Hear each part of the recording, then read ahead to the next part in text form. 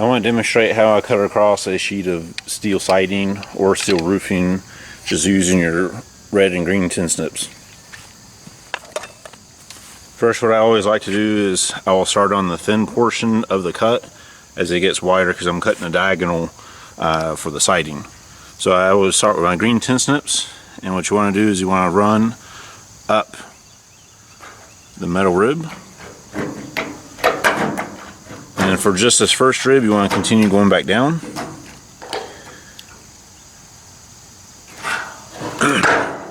And what you want to do is you want to switch to your red tin snips. And you want to bend this piece of metal down. That way you can tuck your red tin snips in behind there. And then just continue making your cut.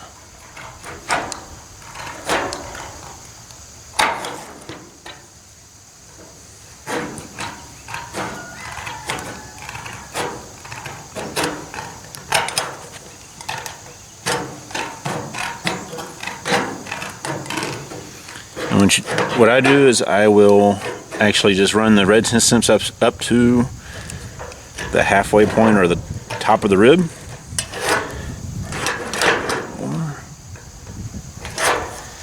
And we'll switch back to the greens, and we will actually take this and just pull it up.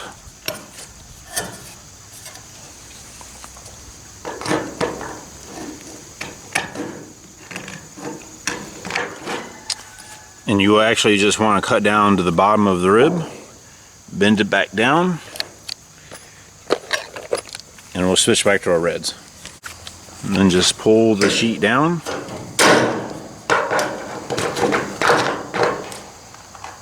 And continue cutting across. Now, I'm not wearing gloves, but I would recommend it if you're not used to using this without gloves. When I handle the sheets to install them, I do put gloves on because these are very sharp edges. Once again, we just want to go up the sheet, just halfway up. Then we want to switch back to our greens.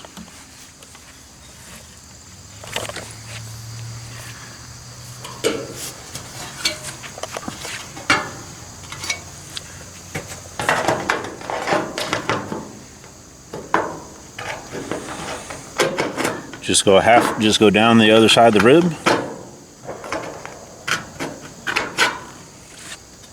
And then just bend that back down out of the way. We'll go back to our reds.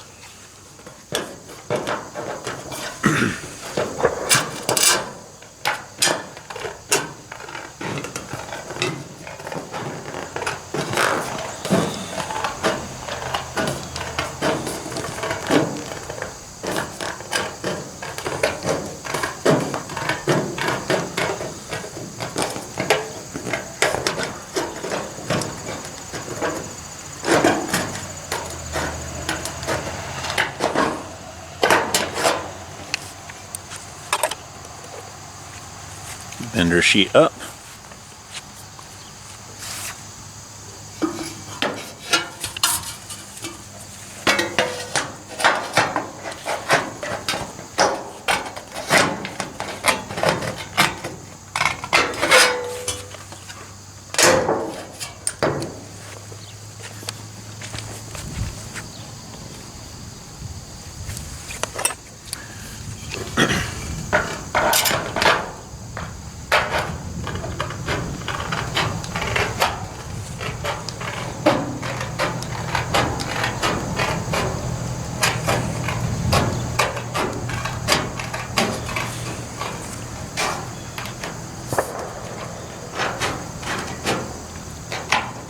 Now, once we get to this last rib, you can either continue going on with the greens.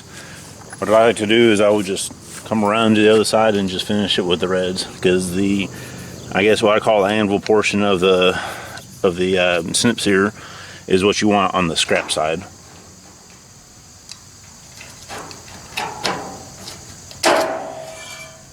And that's how I cut metal siding with just regular tin snips. I'll show you how to do a straight cut across as well. I did do a little trimming afterwards just to make the edges a little cleaner, but you can see how nice of a finish that gives you as you go across. And this is going to get tucked up underneath a piece of trim, so there's no need to finish it with any sort of, paint or anything like that. One other thing as well is if you're going to be cutting your sheet of tin the other direction, just based on your roof pitch, I would actually start with the reds to do that first rib, and then you'll do the same technique of where you bend it up and bend it down, but you're using your green snips to do the flats, and then you go halfway up on the greens and you just switch to the reds. So it's really the same technique, you just switch back and forth between what tin snip you're actually using. I want to show you how I cut a straight line across. I've already got my measurements made, my marks made, and then I always like to put an X on the scrap piece, so that way I make sure I'm not cutting into the wrong side or something. The tools I'm going to use are, I like to use a drill with a shear attachment. I don't do this for a living, so I don't have the nice pair of shears, but these are actually pretty nice, 40 something bucks. The other one that I'll use is just a nibbler, and I'll show you what that's for. And then just use your red and green tin snips. So the first thing I want to do is I gotta make my straight line right here. So I'm gonna cut it out a doorway is what I'm doing. So actually I'm going to use, for the long straight line, I use my shears, and then as we go across, I'll show you how we do that.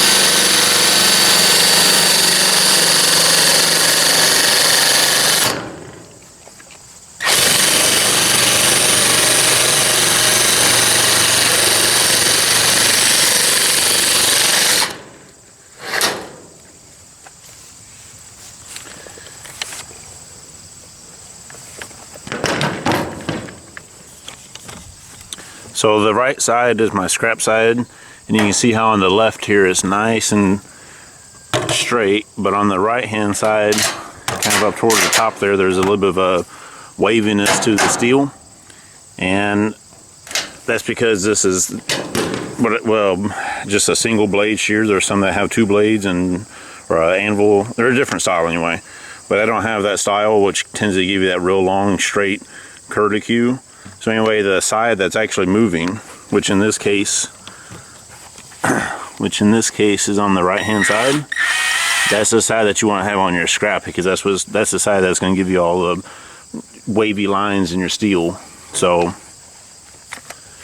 what I also do is whenever I get up to my pencil mark, I don't actually cut it all the way to the very corner. I'll come back with just regular tin snips and finish that. So a couple of things to notice. One thing is I got towels on top of my sawhorses. That way it doesn't scratch the steel, because sometimes whenever you're doing cutouts and stuff, I'm actually putting pencil marks on the non-painted side, on the inside of the sheet. And so I'll slide the painted side on the sawhorses, that tends to put scratches in it. So I like putting just old towels that you have laying around. Second thing that I did was I actually moved my cut line right here slightly past the sawhorse, because that way whenever I actually cut this chunk of steel out, the only thing that's going to be supporting it otherwise is that thin piece along the edge here, and that may bend the sheet of steel. So I like to have my cut line slightly past the sawhorse, so that way whenever I finish this cut, the weight of the sheet of steel is still on the portion I'm going to keep and not bend anything up. So in order to cut a straight line across, I'm going to use a pair of nibblers, but I'm not going to actually cut right on the line for two reasons. One is the nibblers tend to cut little circles, at least these do, and so it makes it real tough to get a nice clean straight line. So, and the other reason is that when I go over the ribs, I tend to have a hard time going over in a straight line. I tend to kind of zigzag or go at an angle, or it just doesn't ever give me a straight line. So what I like to do is I like to cut it with the nibblers first, because then I'll go about it, like I said, about an inch off. The reason why I cut first instead of just going straight across with 10 snips is that you do need to kind of bend that metal back and forth, and when you have a big section of waste, it's hard to bend it at first, and so making these cuts is a little tough. If you just have a narrow strip, then it makes it a lot easier to do your final cut. So I like to use the nibblers first, and then I'll come back and cut right on the line with the 10 snips.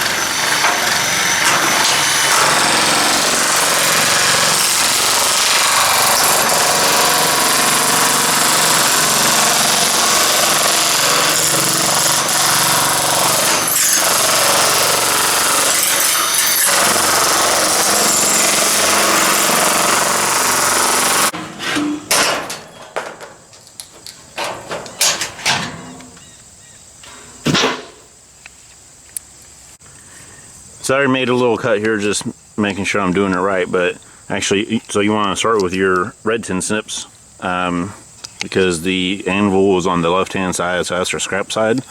So we want to make sure that that's what gives you, kind of gives you a bent edge. So actually we'll go ahead and just cut across. But now that we got that cut, we want to switch to our greens, simply because whenever I bend that sheet of steel down, I can get my greens to fit behind it and then keep on making the cut.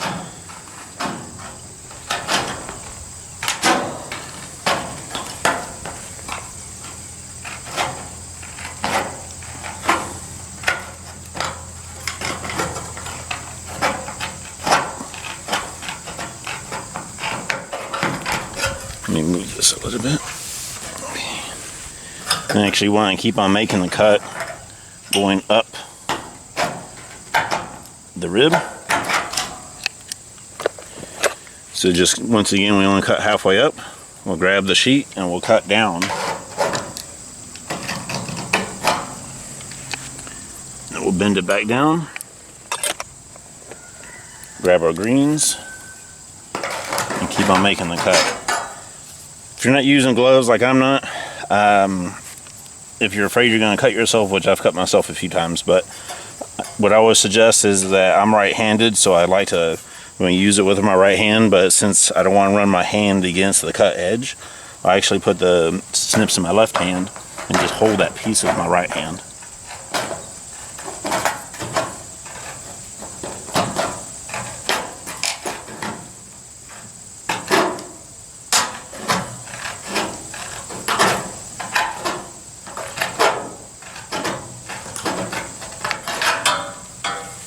Once again, we're going to cut halfway up the sheet. Switch to our reds, and then just cut down. Alright, bend that back down out of the way. And continue cutting with our greens.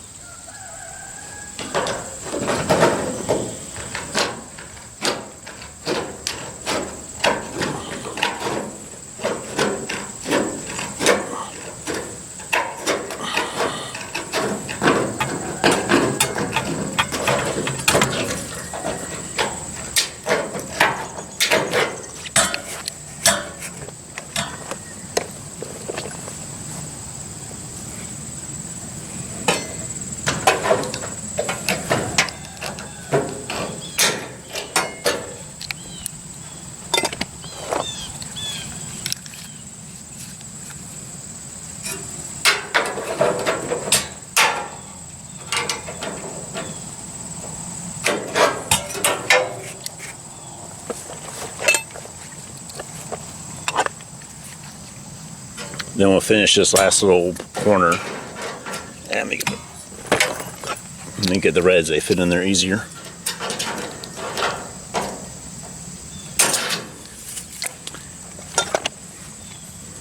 And there you have it. I got a cutout for a doorway, nice and straight. And when you're done, play frisbee with your dog. Duke, drop.